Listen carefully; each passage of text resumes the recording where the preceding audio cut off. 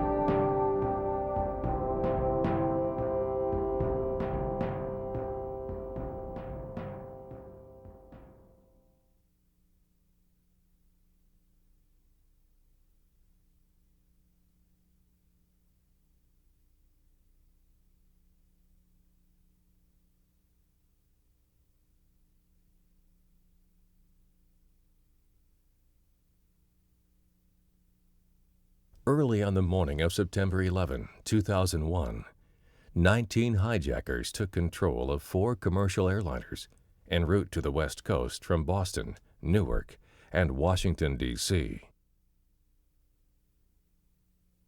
At 8:46 a.m., American Airlines Flight 11 slammed into New York's World Trade Center's North Tower. It was followed at 9:03 a.m. by United Airlines Flight 175, which hit the South Tower. Another group of hijackers flew American Airlines Flight 77 into the Pentagon at 9:37 a.m.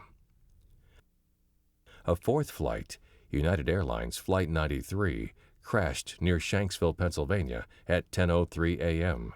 after the passengers on board engaged in a fight with the hijackers. Its ultimate target was thought to be the Capitol in Washington, D.C. United 93 is with you at 350, intermittent light stop. United 93 checking in 350. United 93, 350, roger. United 93, that traffic for you is 1 o'clock, 12 miles eastbound 370. Negative contact, we're looking, United 93. Somebody call Cleveland? United 93, verify 350. United 93, verify your flight level 350. United 93, verify your level of 350. United 93, Cleveland. United 93, Cleveland. United 93, if you're here, Cleveland Center, ident, please. United 1523, did you hear your company, did you hear some interference on the frequency here a couple of minutes ago, screaming? Yes, I did, 797, and we couldn't tell what it was either. Okay. United 93, Cleveland, if you hear the center, ident. An American 1060, a ditto on the other transmission. The American 1060, you heard that also? Yes, sir, twice. Roger, we heard that also, thanks. I just wanted to confirm it wasn't some interference. Executive 956? Executive 956, go. Oh, we were just answering your call. We did hear that yelling, too. Okay, thank you. Yeah, we're just trying to figure out what's going on. The captain, please sit down. Keep remaining sitting. We have a ball aboard. So, it's Calling Cleveland Center, you're unreadable. Say again slowly. Did you hear the transmission where the airplane that said he had a bomb on board? Say again. Was that United 93? Yeah, that transmission he said was unreasonable. It sounded like someone said they have a bomb on board. That's what we thought. We just we didn't get it clear. Is that United 93 calling? Executive 956, that aircraft we believe was transmitting is 12 o'clock, 5 miles, turn left heading 225. I'll get you away from him. Okay, he's climbing, so I want to keep everybody away from him. Okay, I think we got him in sight. Delta 1989, that traffic for you is at 11 o'clock and 15 miles southbound. 41 climbing, looks like he's turning east, fly heading 360. Hi, here's the captain. I would like to remain seated. There's on board, and we are going to back to the airport, and we have our demand, so please remain quiet. Okay, it's United 93 calling. United 93, understand you have a bomb on board? Go ahead. Executive 956, did you understand that transmission? Affirmative, he said there was a bomb on board. And that was all you got out of it also? Affirmative. 93, go ahead. That aircraft he can't get a hold of, is he turned to the east now? He's just turned to the east also. United 93, you're here, Cleveland Center. Okay, American American 1060 and Executive 956, we just lost the target on that aircraft. Okay, 956, we had a visual on him, just stand by. Do you have a visual on him now? We did, but we lost him in the turn. You can make a turn back to a 220 heading. Let me know if you can see him.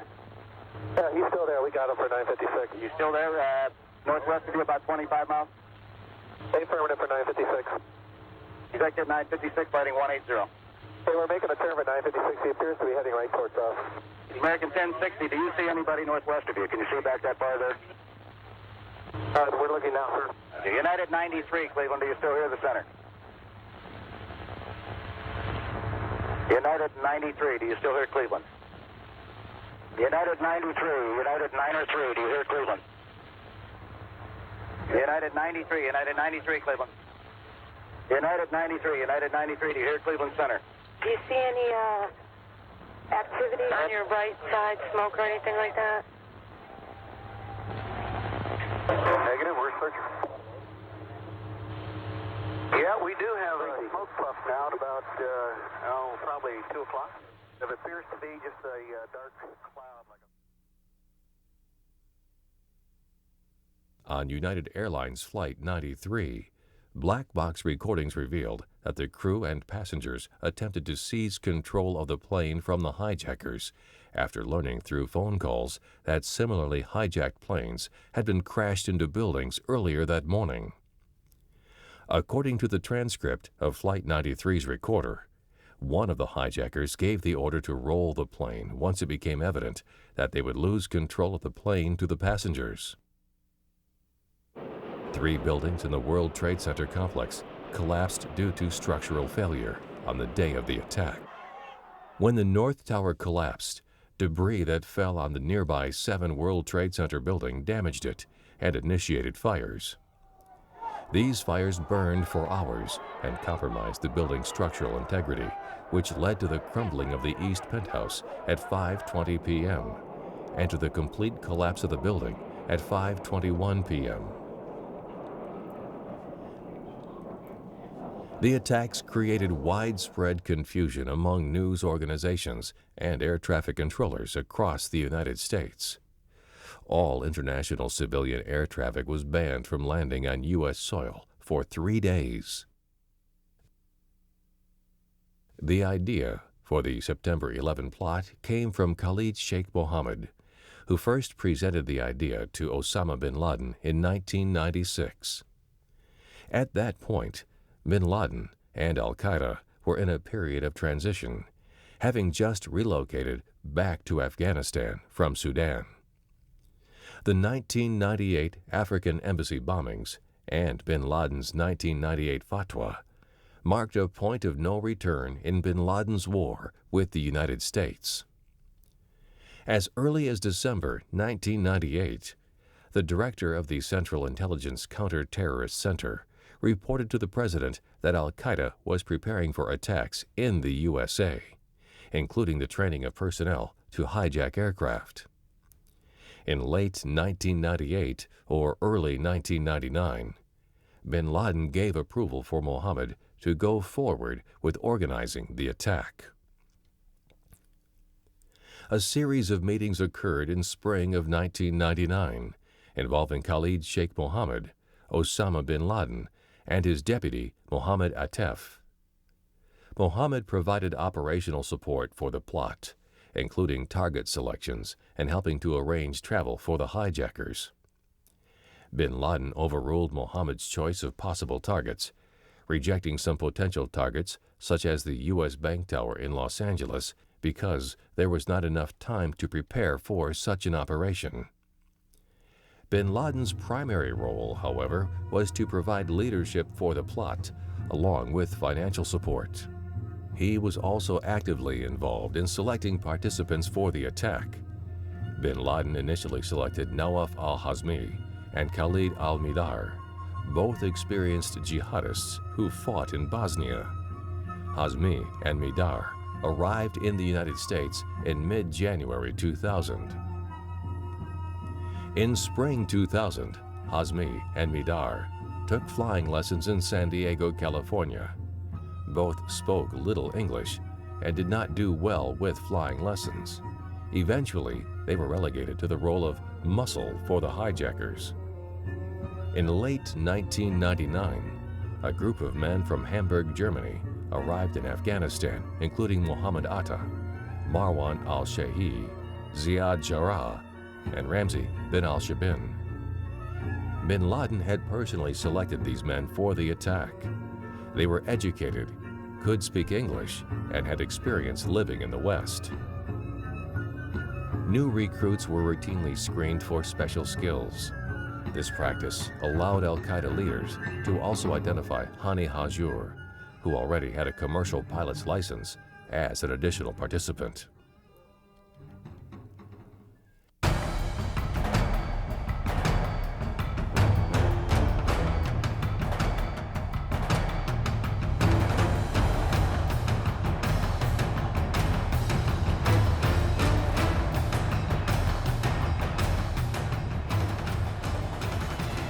At 8:48 a.m., the first news reports that a plane, later identified as American Airlines Flight 11, had crashed into One World Trade Center, the North Tower. Good Morning America is interrupted at 8:51 a.m. as Diane Sawyer announces an explosion at the World Trade Center. Now, by the entire ABC network. Good Morning America was in progress in the East Coast and the Midwest, but we're joined by the entire network just to show you some pictures at the foot of New York City. This is at the World Trade Center. Obviously a major fire there, and there has been some sort of explosion. We don't fully know the details. There is one report, as of yet unconfirmed, that a plane has hit the World Trade Center, and you can see that there is smoke there coming out of at least two sides of the building. And as you said, there are two towers, the tallest structures in Manhattan, on the island of Manhattan. We're trying to get people on the telephone to see what more we can learn. We have no idea if it was a plane. Was it in any sense deliberate? Was it an accident? It does seem to be that there is considerable and truly terrifying damage on some of those floors at the top. At 9:03 a.m., United Airlines Flight 175 crashes into two World Trade Center, the South Tower.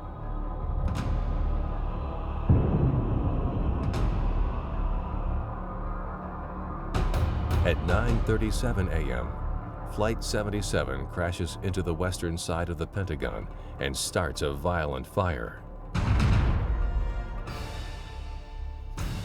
9:58 a.m., the South Tower of the World Trade Center begins to collapse. 56 minutes after the impact of Flight 175, a tremendous gray-white cloud of pulverized concrete and gypsum rushed through the streets. Its destruction is viewed and heard by a vast television and radio audience. As these events are occurring, some Americans are in shock. Others are preparing themselves for a call to arms. September 11th, 2001, I was sitting in my den in Richmond, Kentucky. I was actually enrolled in college. I was in my final semester and was supposed to graduate that December. I was skipping class because I had woke up late, and I was sitting there watching the morning news, maybe the Today Show or something like that, and they broke in, and so there was a plane that had flown into the World Trade Center in New York City. And I thought, well, that's ludicrous. It's crazy. That's, you know, how do you fly into a building? And I think like 99% of the rest of the free world, I never thought that it was. It did not cross my mind that it was an intended attack.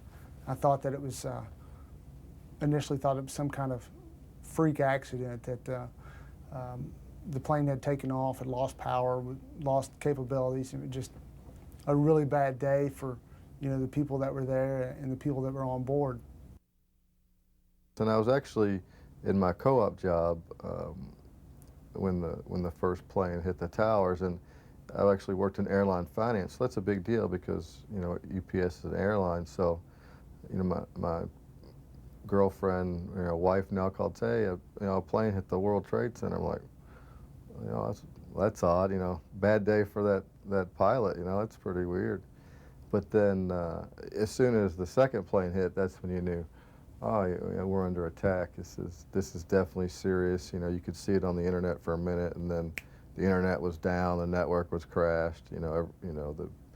Everybody was down to all the communication, but they did have it on a TV, and we all kind of stopped working. We gathered around, and a couple of coworkers were from New York, and they were even more stunned because they knew actually how big that building was, how many people really worked there, you know, how many people were around it. They had friends in there, and it was just like, oh my gosh. And then when the tower fell, it was even more unbelievable because you just don't expect things like that to happen or even see it in front of your eyes, even if it's on the television. So, you know, planes started getting grounded. We were trying to find places for pilots to stay. You know, we didn't, you know, basically we're trying to account for all of our airplanes and get the pilots lodging, and you know, nobody knew when the planes would be able to fly again. So it was almost, we were doing some emergency planning there for the UPS pilots and operations, but we were still focused on the, you know, the shock of the towers and the smoke and everything that was billowing out. It was just, you just couldn't believe it. You know, there aren't any words for it. I lived with my brother at the time, who was also a Marine, and we were sitting there watching it, and because it drew you in. It was like a train wreck almost. You couldn't help but watch it at that point. And then as we're sitting there watching TV, you see the second plane fly into the tower. And at that moment, I knew that my life had forever changed. I knew that the face of the country had forever changed. September 11th, 2001, I had just flown back from D.C. the night before, and I remember, you know, driving past the Pentagon like just like every other time I had done that on the way to the airport. That morning, I went out to run with a fellow company commander of mine, and we're obviously 3 hours back, so it was probably, I forget what time things happened, but it was, you know, 6 o'clock in the morning, and we get back from our run. And I remember stretching, and somebody came out and said what happened. And I think we all were just like, what are you talking about? It's not computing, it's not even possible. For the Marines, shock turned to anger.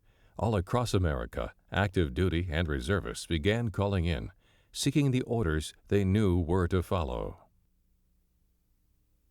When, you know, we saw the attack on the World Trade Center, it was like, oh, this is serious. You know, this is going to be go time for us. This is probably, you know, our game time. I mean, you get activated for 2 years later, so it's almost like a long, drawn-out engagement, if you will. But as soon as it sank in that we were under attack, you know, we were already began mentally preparing ourselves, you know, for war, for lack of a better term. My buddy, Andy Walker, his mom was a flight attendant or a stewardess based out of Boston. So he's immediately concerned because, you know, one of the flights had come out of Boston and wasn't sure. And then I remember I had friends in the Pentagon, I had friends in DC. So my day was just glued to the radio, all of us were, glued to figure out what was happening, and still just completely dumbfounded because I am not nearly as familiar with New York City, but having just driven by the Pentagon and knowing that and running by it so many times when I had been in college and whatnot, I just couldn't fathom what had happened. Luckily, Andy's mom was all right, and when I finally got through the cell phone grid, my friends were okay, but I remember talking to one of them, and just the complete mayhem. I don't know if he was her husband or fiance at the time, was working in the Pentagon, and she was just devastated, crying, couldn't get in touch with him, and so I couldn't begin to imagine what was happening, you know, in New York City or, no kidding, in D.C. that day. And I was serving as a reservist at that point in time and was a platoon sergeant, and it wasn't a matter of a couple of hours, and my phone started ringing, and it wasn't just random, hey man, did you see what happened, what's going on, or anything like that. There were phone calls coming from the bottom and from the top. Marines wanting to know what information was out there. Commanding officer, first sergeant, platoon commander calling me directly and asking for information, asking me who I'd heard from you know, and just trying to get their finger on the pulse of how quickly can you stand everybody up? How quickly can you get your platoon or your squad of Marines together and be ready to go do battle? We were all pretty pissed off. That doesn't happen in America. You don't get attacked on American soil. So we were all just ready to do whatever we were told to do at that point. And for the bases at that, you know, everything shuts down. I think we might have all gotten told to go home that day because, I mean, there's no reaction plan for that. It had never happened. So security got locked down and all these things, and we're out in the middle of the desert, but nobody knew what, you know, we've got an airfield full of Harriers. You don't know what's next. So obviously my day was nothing even remotely close to what other people were experiencing that day, but I can imagine that September 11th will be a lot like when JFK was shot, or you know, those significant events in America that shaped Americans and shaped our culture, that you will always remember where you were that day. Like my mom knows where she was when JFK was killed. Well, I can remember exactly what stretch I was doing that morning when I got the news. My girlfriend at the time, you know, we talked about it. The Marines, we all talked about it. Even my coworkers, oh my God, you know, when are you going to Iraq now, or wherever? So just after that moment, once the second plane hit, it turned in from, oh, freak, oddity, accident to, okay, game time. This is serious. You know, war is imminent. Maybe you could say, or definitely will be forthcoming. So.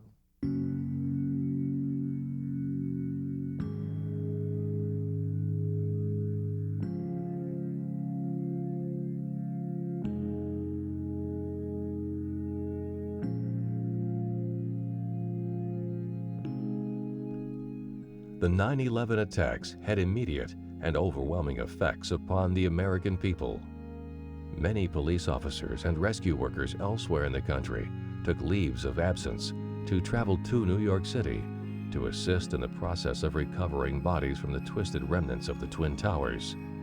Blood donations across the U.S. also saw a surge in the weeks after 9/11. At 2:40 p.m. in the afternoon of September 11th, Secretary of Defense Donald Rumsfeld was issuing rapid orders to his aides to look for evidence of Iraqi involvement, according to notes taken by senior policy official Stephen Cambone.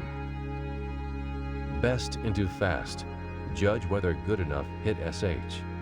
SH meaning Saddam Hussein. At same time, not only UBL, Osama bin Laden. Cambone's notes quoted Rumsfeld as saying, need to move swiftly, near-term target needs, go massive, sweep it all up, things related and not. The NATO Council declared that the attacks on the United States were considered an attack on all NATO nations, and as such, satisfied Article 5 of the NATO Charter. In the immediate aftermath of the attacks, the Bush administration announced a war on terrorism, with the stated goals of bringing Osama bin Laden and al-Qaeda to justice and preventing the emergence of other terrorist networks. These goals would be accomplished by means which included economic and military sanctions against states perceived as harboring terrorists, and increasing global surveillance and intelligence sharing. Immediately after the September 11th attacks, there was great sympathy for the United States around the world. A lot of personal, political, all kinds of sympathy. And some of it had practical political implications. At the United Nations Security Council, for example, there was almost immediately a resolution that authorized essentially self and collective defense against these attacks. And NATO, for the first time in its history, invoked Article 5 of its charter, which was basically the right to collective defense, which meant that one member state had been attacked, so all the other member states would agree to provide resources to come to its defense. Right? It's kind of remarkable because NATO was created with the idea that the U.S. would come to the defense of Western Europe, but the first actual invocation of the treaty was the European allies saying they would come to the defense of the U.S. who had been attacked by this ambiguous, non-state force. mean, the whole alliance had been created with the idea that it would be the Soviet threat and its allies that would attack. I think basically NATO has made good on the promise that it made almost immediately after the attack. I mean, within days, if not hours, that this was a clear violation of the NATO Charter. A member state had been under attack. Once again, America and the Marines were going to war.